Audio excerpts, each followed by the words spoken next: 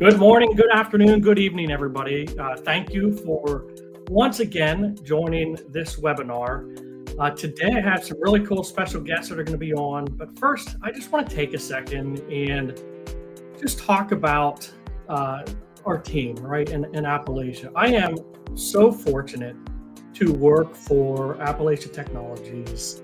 I will say there are so many places that say they have a great culture. We hear that all the time from so many places. But I will tell you, I can't believe time flies, right? I've been here almost three and a half years.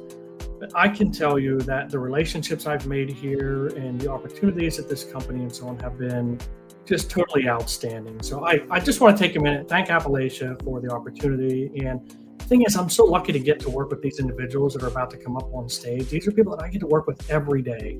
And I'm just so lucky. I'm so excited to get up every day and go to work. So with that said, we are going to start bringing some people up on stage one by one, and they're going to do some intros, and we're going to dig into some awesome conversations. Jimmy, how are you doing, buddy? I'm doing good. I guess the D&D die landed on me first.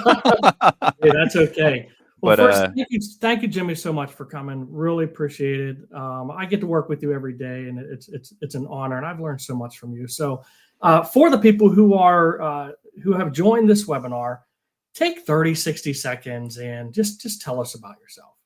Yeah, sure. Thanks for having me. I really appreciate it. It's a great webinar. It's fun. Like, there's not a lot of times where we get to just like sit with a lot of other people in our industry, right? Like, especially, at Appalachia Technologies, we're not necessarily siloed, but we're working with clients all the time. So getting together and just being able to talk, about this type of stuff is a lot of fun. But about me, almost 10 years of experience in cybersecurity, graduated from Penn State. I joined Appalachia, is it 3.5 years ago now? It's close to the same man. time. Yeah, it's close. Yeah, it's been a wild ride, but I am the GRC practice lead here. I also work in a BSISO capacity and do framework assessments. But yeah, risk is kind of our jam. So I'm super excited about this one.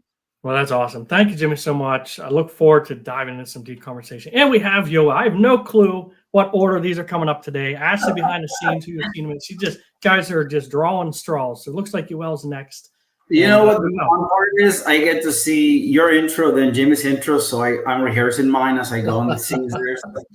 But it's good. Hey guys, my name is Joel Alvarez, and I think that we're kind of getting used to have this on a recurring basis. So it's always fun to have the practice and just catch up on cybersecurity in general. Cybersecurity has been a passion of mine for almost 2 decades now, so 17 years since I began. So I'm gonna start referring to it to almost 2 decades. Has a better sound to it, right? But super passionate about it. I tell my kids, hey, this is a great aspect of my life in general. So I try to make it exciting for them. And I take the same approach when talking to clients, either through assessments or just overall consultant. I think it's a good way to see it happen. And the topic for today's webinar is super interesting too, because of some people are completely unaware and some people are super well versed on them. So it's always a good conversation, and it pushes us to really get engaged and learn more about it. With Appalachia, I've been, it's going to be 3 years. So I love the timing that we have is right there for us. And excited for the events that we have coming up too. So I'm not promoting the event, but I'm promoting the event. We have our Appalachia Advance coming up and next month, and I'm excited for that too. It is exciting. And I'll tell you, for anyone who doesn't know Yoel or hasn't worked with him, if you think you suffer from imposter syndrome, spend a day with him and you'll be like, I really belong in tech. This guy is so smart. But I tell you, like, I've learned so much from him. So thank you, Yoel. We really appreciate it. Thank you. All right. Next, we got Will. How you doing, Will? Hey, everybody. How's it going? This is cool. Fantastic. Will, thank you so much for joining today as well. Will is our Revenue and Growth Officer, and really honored to have you. And the experience you bring to the table, too, is outstanding. So I just want to give you a second to give you, some time to introduce yourself. Sure. For their 26 years, I think, in this industry now. Long time. Most of that with consulting managed services firms, working across pretty much every domain that ever exists. I proudly embrace the jack of all trades, master of none, better than master of one. I like to say I know a whole little about a lot of things. So excited to get into this. I think we have a lot in common there, Will. Thank you so much. I appreciate the conversation. I look forward to digging in. And last but certainly not least, we have Ashley up on stage. How you doing, Ashley? Good. How did I get to be right in the middle? I know it's like the Brady Bunch. Here. I feel like we got this Brady Or Bunch. I'm like keeping you two from squabbling. So behave. Absolutely. Well, Ashley, thank you so much. I'd love to hear an intro from you. Tell us about yourself. Yeah. So I guess that kind of gives you a little bit of an idea of what I do. I don't think I'm the peacekeeper because you guys are very peaceful, but I'm the marketing manager at Appalachian Technologies. For the purposes of this webinar, I'll be the one who's managing all the questions. So if you have anything that it resonates with you, you love it, and you want to contribute for those who are following along, please add it in. We have loved how much engagement we've gotten in the comment section from everybody who attends these. So thank you guys for having such an open, willing, stance on sharing. And then if you have any questions, if there's anything that strikes you that you're not quite sure about, you want a little bit more information, or something that you've come across in your practice that you have questions on that would pertain to the general, please add it in the chat. We do have some time that we're opening up that people can get some opportunity with Mike and Will individually. But as any good marketing manager would make it, you've got to stick around to the end. And we'll tell you more about that. And then we'll expand a little bit more on Yoel. Got to talk a little bit about, we have this thing called Appalachia Advanced, but I'll save that for later. It's awesome. And I tell you, it is worth sticking around. We're going to talk about Appalachia Advanced, which is a conference we have coming up 4th year in a row, which time flies. It's so crazy.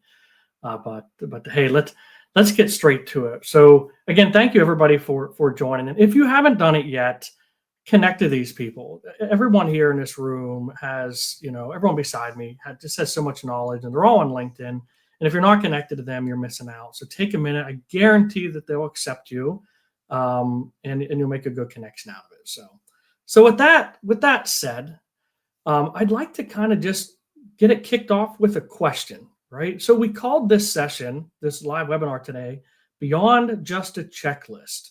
So I'm going to ask any of you, what does that phrase mean to you in the context of risk management? And I'm going to pass it to Jimmy just to kind of get us started off on this one, and then let's just go around the room.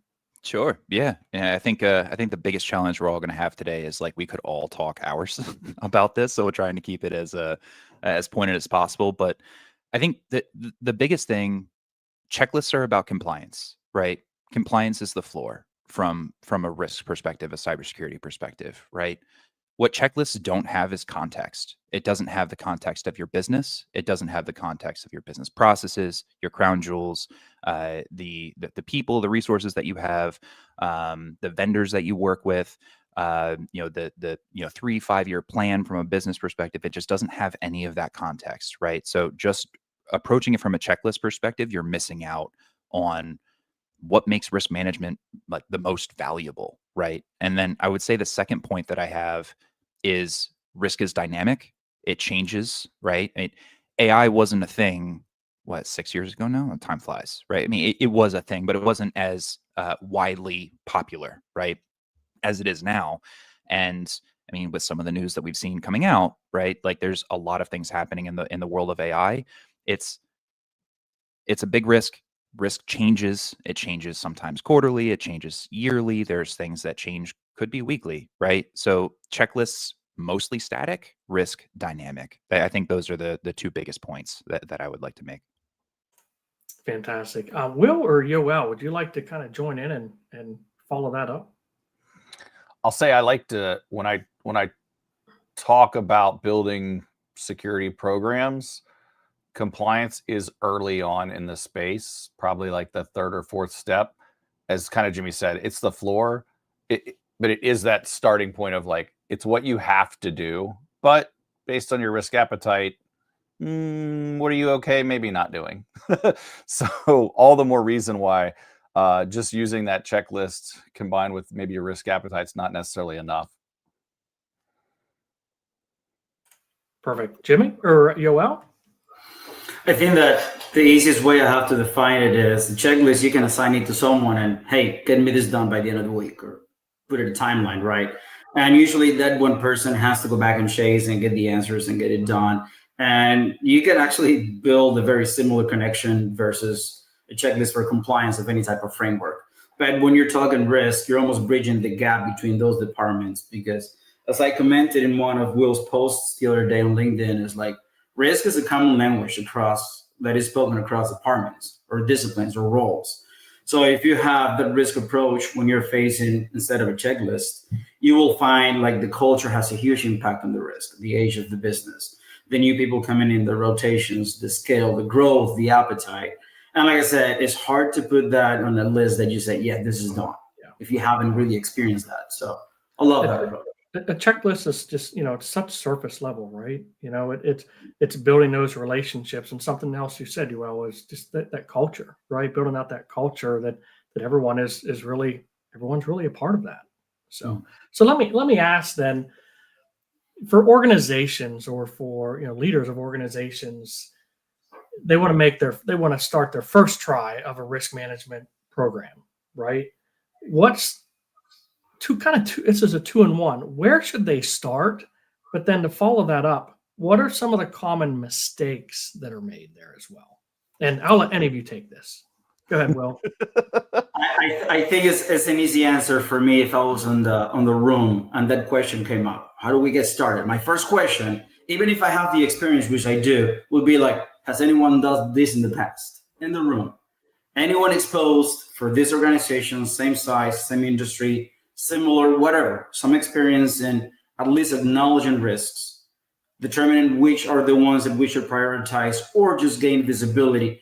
Or my better question to that is, has anyone been able to communicate risk in general to any other departments involved in the risk? And then with that knowledge, you can either inject your own experience if that's the case, but if you have zero, then follow along. Oh, we don't have anyone in-house that does it. Then who's going to be overseeing this? Because we need someone championing this to really get the most.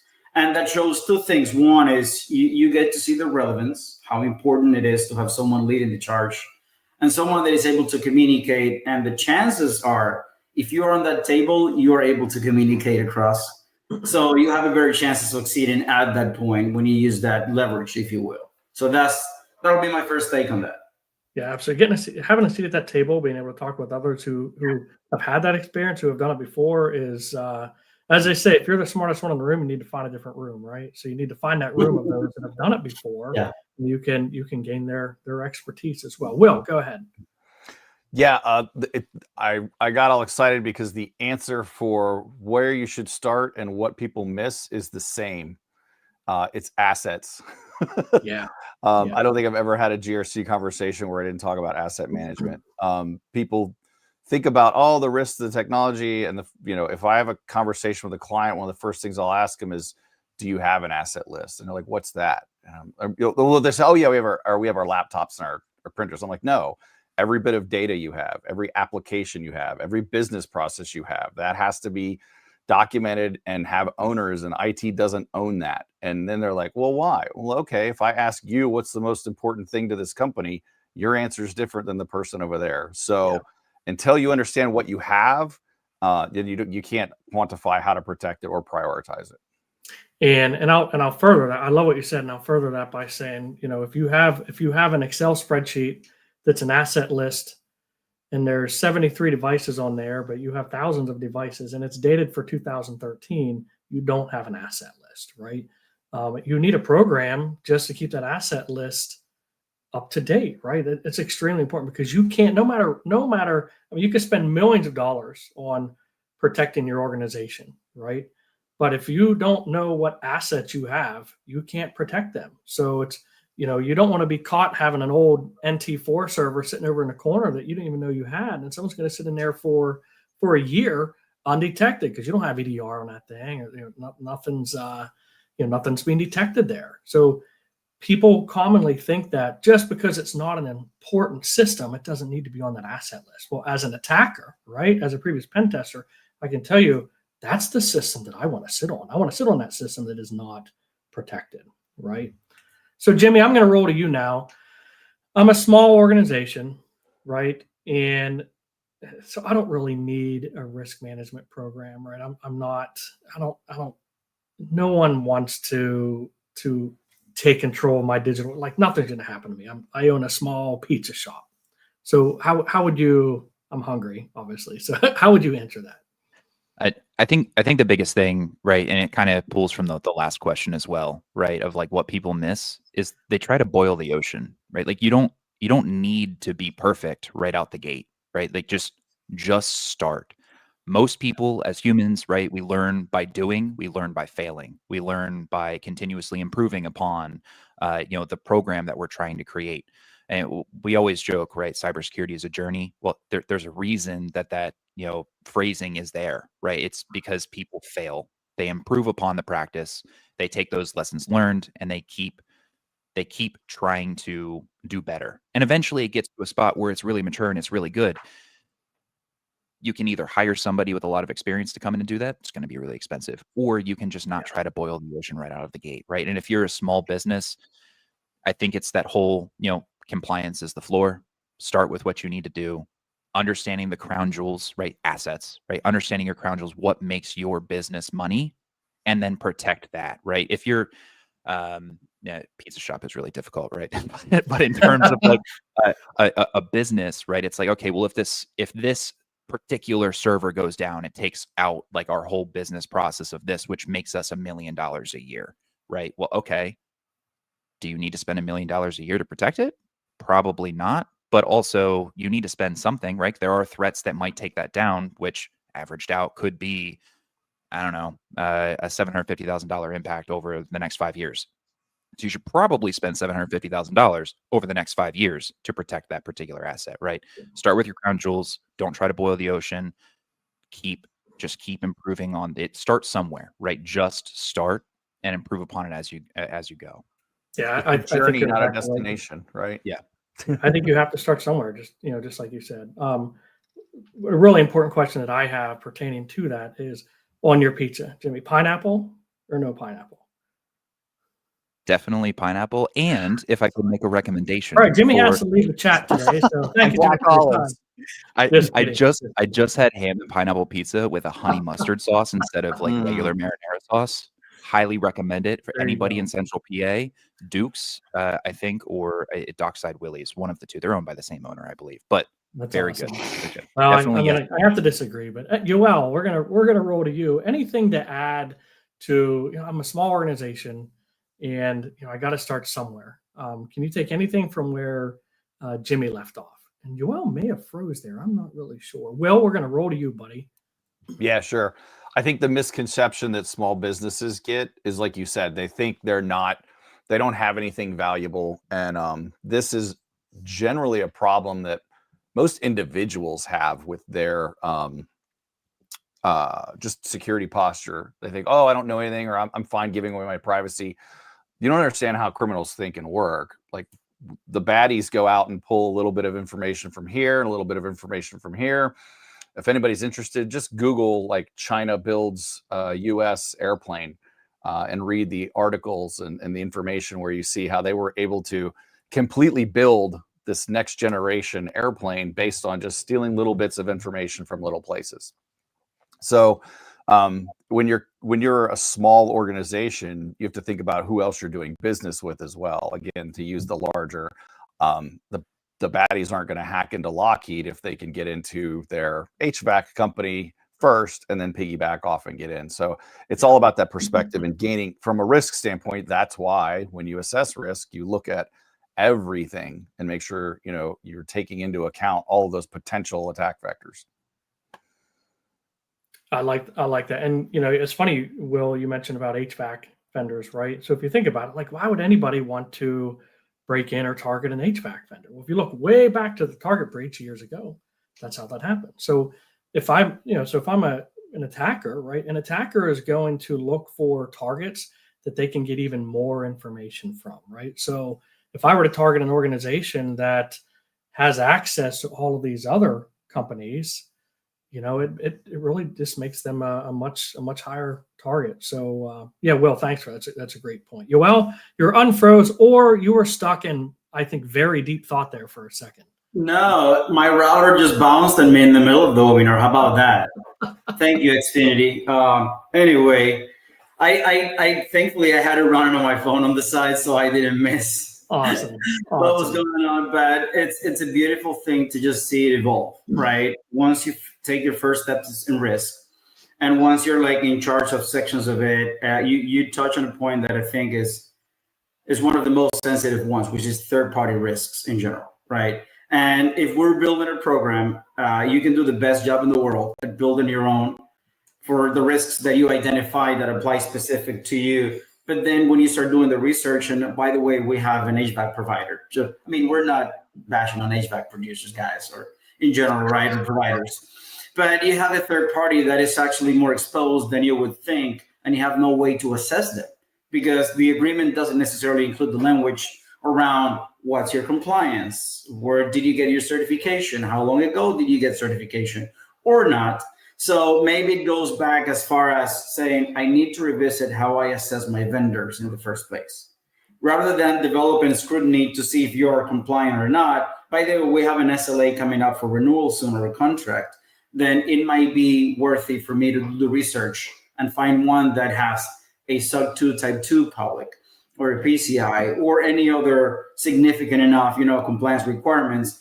Even though we go back to the topic of having that certificate doesn't mean you are compliant, at least it shows a good step in the right direction, right? So that'll be my take. Grow and become more mature and just see that your risk management program goes way beyond your own environment. You have to go and assess everyone in your supply chain, and I mean everyone, because the example of trying to build an airplane out of like bits here and there is one of the prime examples on how that happens. Oh yeah, and you're only as strong as your weakest link, right? So even if your organization doesn't just have a checklist and you have a complete program built out, if one of your vendors that has access to your system are just operating off of their checklist, then you're just as weak as that checklist. So, Will, do you have anything else, or Jimmy, right? I was going to say, you want to add to that? Because you mentioned the checklist, I think a lot of people get really excited about, oh, I got that deal with this big provider, and now I've got this huge revenue stream, and just sign the contract and don't read what they might be liable for. Like, you're going to have to do an SCSF or an ISO assessment or get a SOC 2, or you're going to be subject to risk assessments. You're going to a lot of the organizations we consult with have to do that, right? And so remember, as you have third parties, you are also a third party to others. You're exactly right. Jimmy, anything to add there? Yeah, no, I think one of the biggest things, right? We're talking about small businesses, and how they kind of stack up to the big guys, right? And how they get started. That kind of brought me to the question of, well, okay, why do they usually end up starting, right? Like, why does risk tend to enter their conversation and get on their radar? And I think third-party vendor risk management is one of the biggest reasons, right? That and cyber insurance, I think, are probably, and then regulations could probably be another one. But those questionnaires that come through, right? Most companies deal with those questionnaires, ask certain things. Do you have policies? Do you have procedures, right? Do you do pen testing, right? And it's those checklists, right? Usually that's why they start entering on the radar of some businesses. I think everybody knows and understands generally risk from that perspective, right? But cyber insurance is another one, why people kind of start on their journey, and everybody starts for a different reason. But then there's no wrong answer. But that's the whole thing of other organizations or bigger organizations understanding that their risk umbrella encompasses all of the vendors that they do business with. That's why you're getting those questionnaires. They want to understand the risk of doing business with you. Yeah. That's why we have a lot of regulations coming out, like CMMC, right? There's a ton of different things that kind of drive that space, which I think is, this is a very opportune time. It's always an opportune time to talk about risk, but this is a very good time to discuss it and talk about it. And hopefully everybody can have a takeaway of, how to potentially improve, their journey, and we can save you a few months or potentially a couple of years. I can tell you, I talked to a client this morning about their other stuff, and one of the things that came up was their cybersecurity insurance. And I literally asked, have you read it? Do you know what? I was like, do you have an incident response retainer as part of it? Are you allowed to use somebody else, or do you have to use them? Do you, are you covered if you pay the ransom? Do you have to have a DR plan or a BCP plan or whatever, So I think there's a lot of businesses that get, I would say 6 or 8 years ago, I'll say about 10 years ago, only a few people had cybersecurity insurance. Now everybody has it. It's table stakes, right? So I think people, again, kind of going back to like read the contract. That's what I'd emphasize there. And you both have good points. And I think much of it even still comes down to just due diligence and communication, right? Documentation's great. We have to see the documentation, but reach out to their team and have conversations with them and interview them a little bit and ask them, how they are doing things. And you might be surprised, sometimes even if I have all the documentation that says that they're doing everything, you get on a phone call with them and, they might not be able to answer some of those questions because they forgot what they checked on that list, right? So it's doing your due diligence, not only by documentation, but also just building those relationships and having that communication as well. Anything else anyone wants to add on that? I think I would love to add just something real quick. I do see some comments here about people getting started in the journey in cybersecurity. If you are within an organization and they don't have necessarily someone assigned to oversee risk, that's your golden opportunity. If you're passionate about it, do your research, learn as much as you can, gain the culture, gain some experience within the org. And by the way, even if the question doesn't come up, prompt it. Be the one, hey, I'm seeing this level of risk in these specific areas. Use that as part of your day-to-day language. And before you know it, someone's going to be pointing the finger. Hey, you talk often about risk. How about you take the lead on this? And just like that, you became your path to a senior position right there too. So It's always good to have that in the back of your mind is, how do I bridge the gap between being just a technician doing IT stuff and the business side? And to me, the shortest path to cross that bridge and be involved in both is managing and overseeing risk at any org level. I'm not talking about SMB or largest organizations. I've seen like Fortune 500 companies without someone with the risk title attached to them. It was just assigned to a Jimmy or Yoel or someone because of, again, the checklist. So if you're on that path and you want to be involved either in cyber or in general business, this is a good way to get there. Yeah, it's a great point. It's a great point. So let's talk about AI for a second. We all have access to it at this point. There's a ton of different flavors. For an organization that may not have 50 people on their IT team, how can they leverage AI to help them implement some of these things, or even just to keep them on the right track? And then to follow that up, how can they ensure that they are using AI safely as well?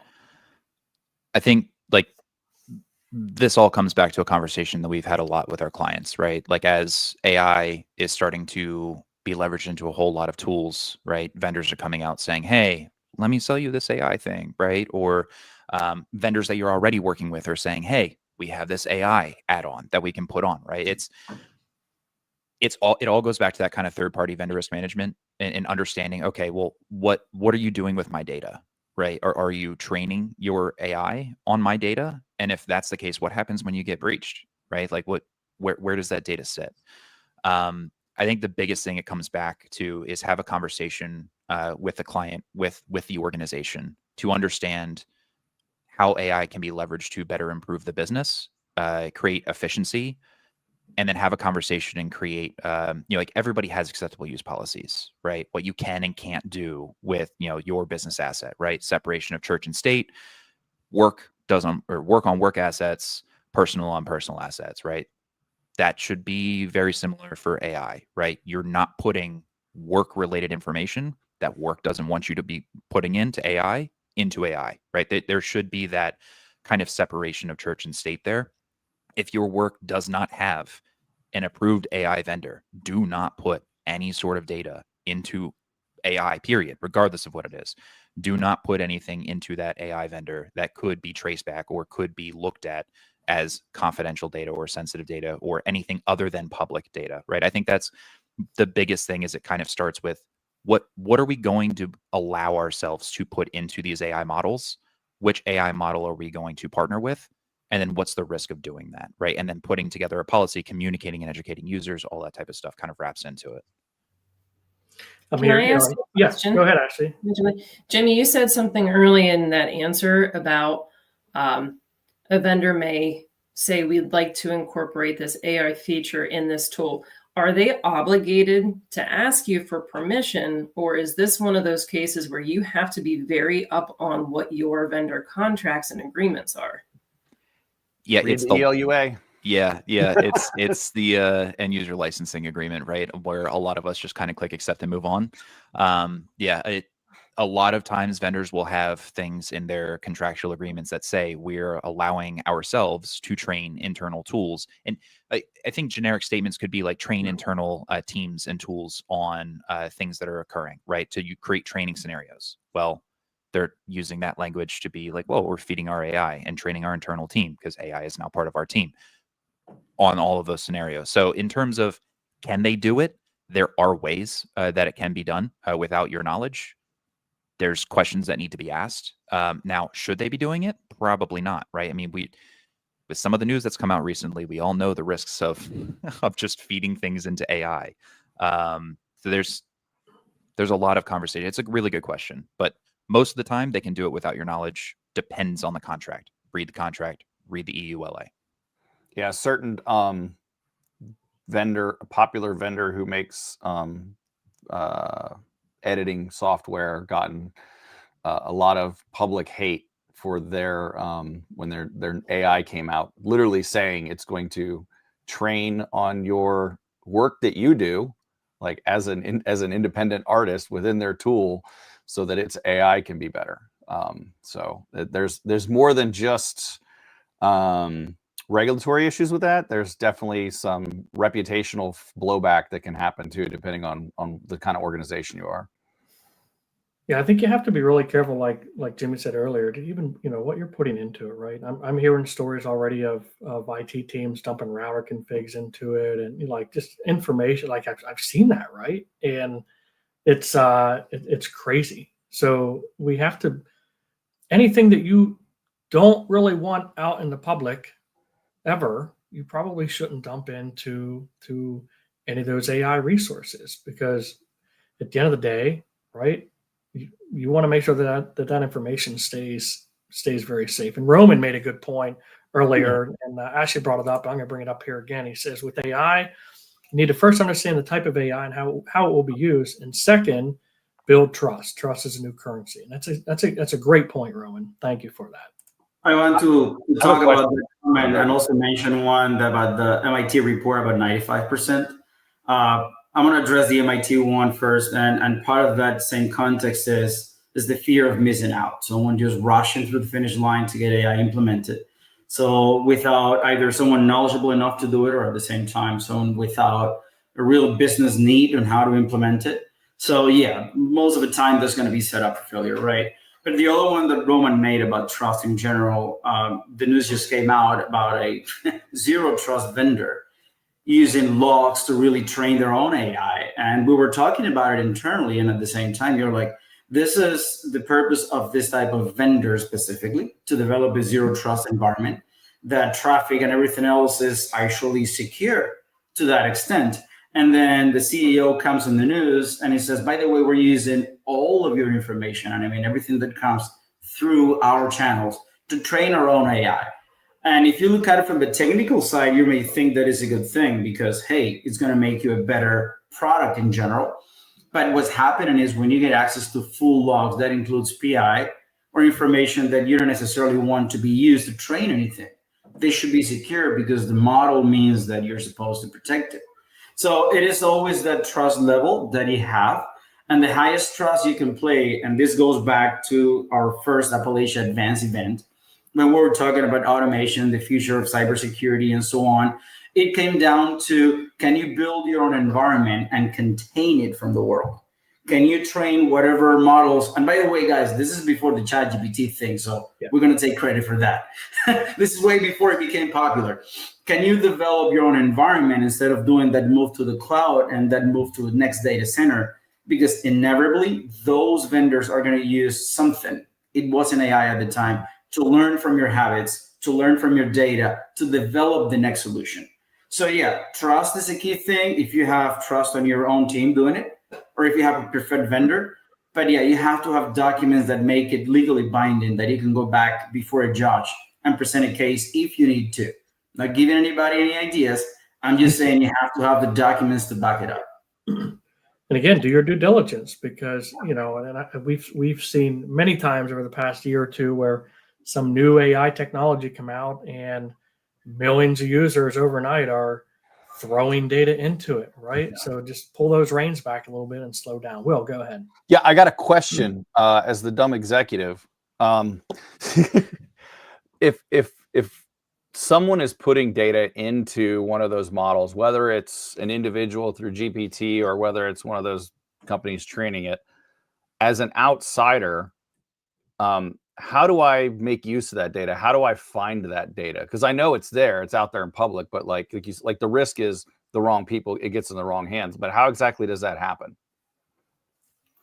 I can tell you of a few examples that made it to the news. When some of the models coming out of China made it public, it was within a day that someone was able to breach a key database server that was exposed to the internet. And with so they were able to get like prompts and data that was sent, and a lot of that information was made public. Thankfully, the person doing the original finding made it public and didn't want to monetize it, had good intents behind the action, right? But what we find is if you have a product that is being developed and is using PI, and that PI is private and acknowledged to you, if you see that being referenced in the future in any type of public forum, you're gonna be like, how did this get here? So you might not learn about it directly, but trust me, if it's something that is private to you and it's like, again, PI, you're gonna find that. If it's something that is more like intellectual property, that is like a blueprint or something super significant, like the airplane you were referencing, that is a whole different deal. Because you're like, okay, now that is way more sensitive. How did that make it? Did someone within the company enter the information? Did one of my trusted third parties actually made that available to other people for just training purposes? So it is critical that you have a good handle on your data to be able to see if it's out there. I know vendors sell you the service of, let me find if your data is out on the dark web for sale. Let me sell you. These AI companies are not necessarily making money on the dark web out of this, right? They're using it to develop better products, more competitive. All right, let me roll that back for a second. More competitive products, not necessarily better. Now, is that the course of action that you're going to be better if you train it with better data? By all means. If you're developing something good, yes. But you have to hold your own data. You have to know where it is. You have to be able to identify it through whatever means available to you. But most likely you're going to see it through that. Vendors just using it to develop what they think is going to be more competitive. You know, there's a comment here by Colton, and I love it. AI is still a new shiny toy, and everyone wants to jump to use it without understanding the risks involved and then taking the steps to protect themselves. And for some reason, you know, I think of the ice cream truck, you know, that rolls down the road, right?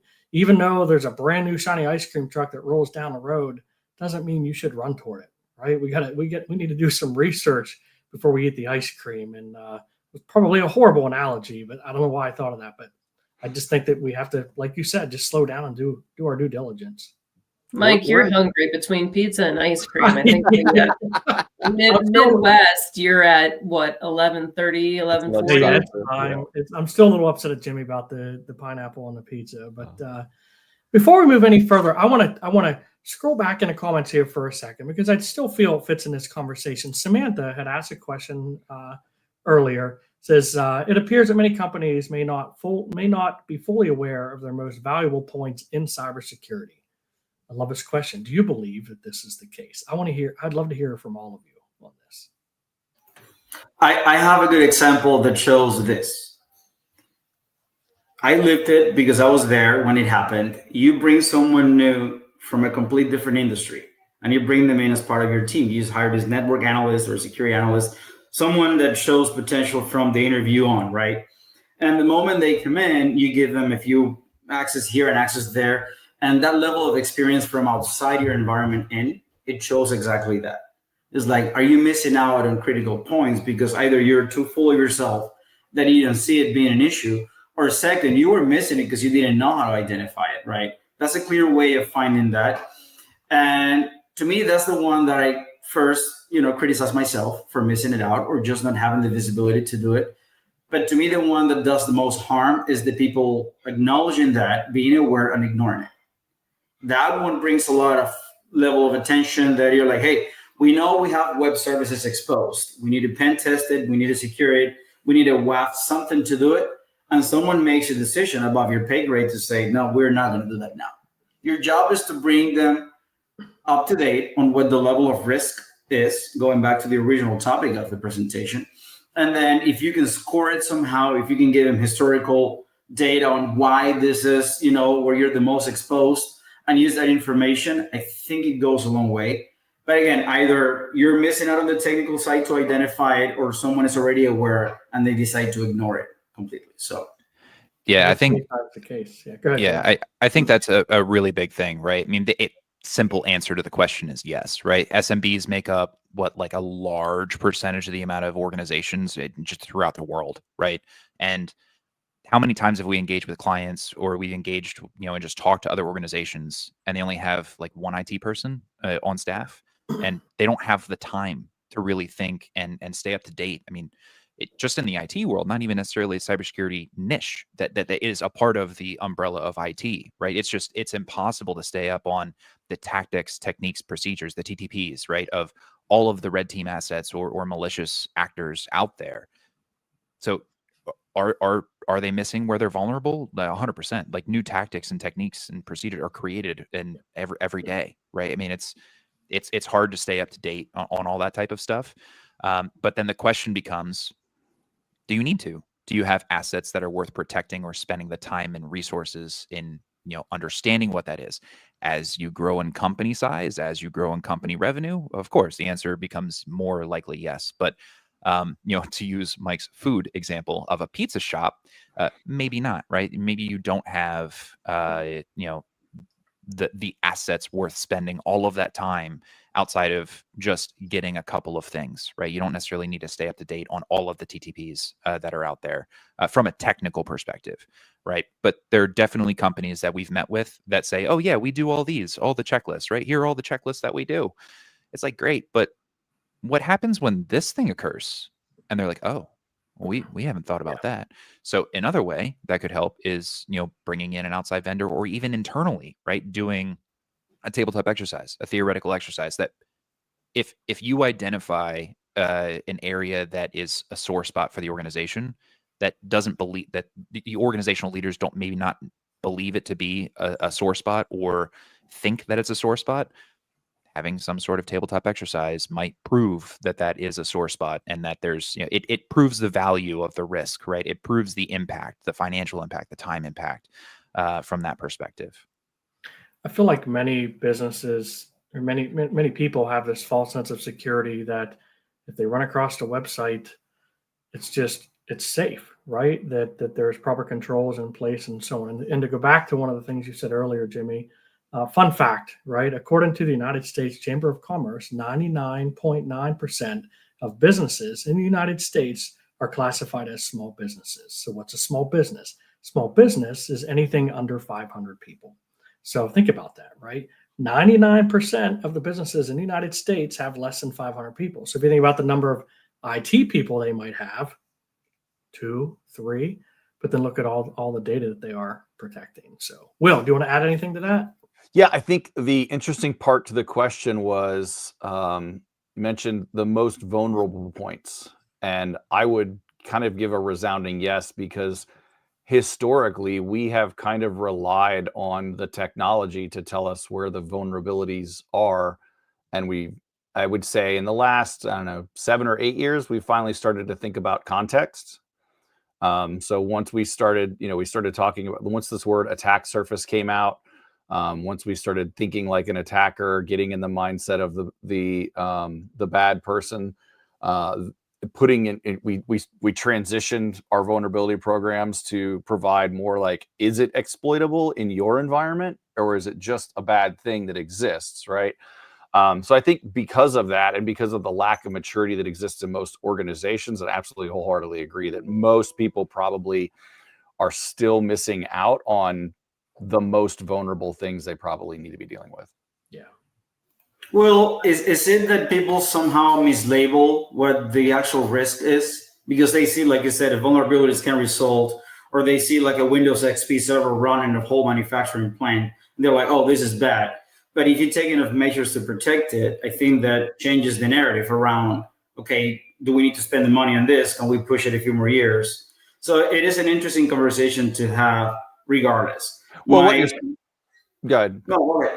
Well, I was going to say what you're saying is absolutely right. It's that context. Before, you would find that vulnerability and be like, well, it doesn't matter. It's air gapped on that manufacturing floor. Yeah. Even though if somebody were to go and actually do an assessment, they would find out somebody plugged a server into it 20 years ago with a Windows NT box and it's still connected, like you said. So it's that context, or being able to say, oh, there is a vulnerability on here. We know it's a problem. We can't take that system down because it's critical. So let's do this instead, right? And that's where we get into things like risk registers and again, risk management programs. I mentioned Windows XP, you say NT. I'm going to go Windows 95 because making it work. Split the difference. If anyone is in that scenario, our recommendation should be very similar to the following, right? How do you document that risk? How do you go back and start on like a very notion of its existence to give enough information to the rest, right? My take on that is, okay, now you are aware of Windows XP and T95 being vulnerable, right? Okay, we talked about the asset, you identified that. And then you go on to say, okay, we have the age of the system. We have how many other devices can see it. Is it exposed or not? That gives you a level of risk. Something else you can document is like, am I scanning this device actively to see what's happening to it? Have I determined the cost of replacement of said device, the impact on the larger organization? And you can use those, I want to say, pieces of information to formulate what determines the likelihood or potential of impact of that specific risk. Once you have those numbers, even if you're not a risk expert, you can then present it to get approval for either replacing it or develop a plan, making more people aware. Whatever the outcome of that conversation, you have to have it thoroughly documented to really make a case for it. So as we have mentioned here, being aware of the risk or the gap is something, being able to present it to try to address it is something completely different. Yeah, you have to be able to translate that cybersecurity risk into financial risk, operational risk, risk to the business reputation, or you won't get budget. Overall business risk. Mm-hmm. Yeah, absolutely. I feel like this is one of those times where we could talk for another 2 or 3 hours. For those that are watching, feel free. If you have questions, now's the time because we are rolling up on the end of the time that we have today, but throw them into the chat. We would absolutely love to see them. And I will say this, right? Again, I'm honored and blessed to have everyone here on stage with me today and their expertise. So I'm going to plug, right? Because I have to. Appalachian Technologies. We are an MSP, MSSP in Mechanicsburg, Pennsylvania. And we've been around for about 20 years. We're a SOC 2 Type 2 company, and we love what we do. We love our clients, and we're happy every day to get up and do our work. So if you have a chance, take a second, check the website out, contact us, reach out, even just have a conversation. We're always open to those. You don't have to know or figure these things out overnight, right? We can help you with the things that maybe you don't know so that you can kind of get back and focus on what you do know, which is your business. So, but again, throw the comments out there. I'm going to throw one more question out there to you guys. And I think Ashley has maybe a couple of things to say. So we talk about mistakes that companies make, but what are you guys seeing that makes you happy, right? That the organizations are doing right? What are you seeing out there? I was actually just going to ask this question because I think a lot of the conversation has kind of like led to like, oh, we're dogging on everybody, right? It's like, well, no, we have seen, a lot of improvement in risk management overall, right? In the past 5-10 years, right? I think one of the biggest things, because even going back, right, when I was interested in this in high school, when I was interested in this in college, people were talking about it's not a matter of if you get breached, it's a matter of when. And I think that has finally made its way into the risk management approach in terms of the kind of the widespread adoption of assume breach, right? When we're looking at risk, assume that this thing is breached, assume that this thing happens, right? Having that mindset, it really allows the organization to be forward thinking in terms of the controls that they can put in place, in terms of the kind of zero trust and the internal segmentation that they have of, let's start not siloing departments away from each other, but siloing access, right? Kind of having the defense in-depth approach. But that assume breach mindset, I think, is one piece. And then the second one, I would say, is we are starting to see more support from the organizational leadership level, right? The board level, the company officer level, kind of pushing down and helping. Because I think other organizations are starting to see risk isn't an IT problem, right? Risk is a business problem. IT has a big part of it for sure, because we support the business.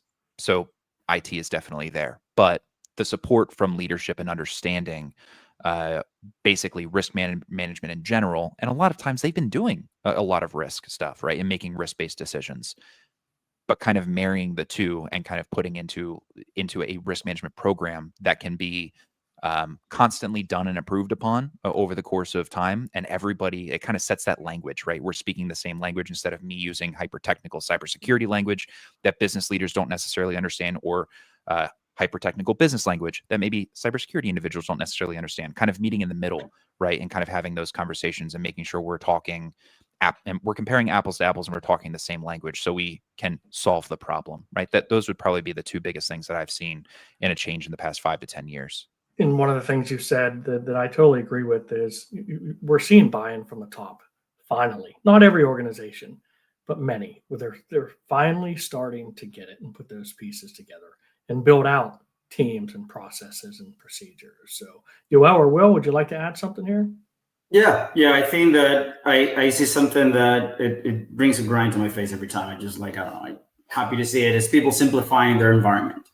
You don't necessarily have to buy the next tool, the next system to protect something that you can easily replace with a SaaS solution and a trusted partner like we're seeing here in the comments.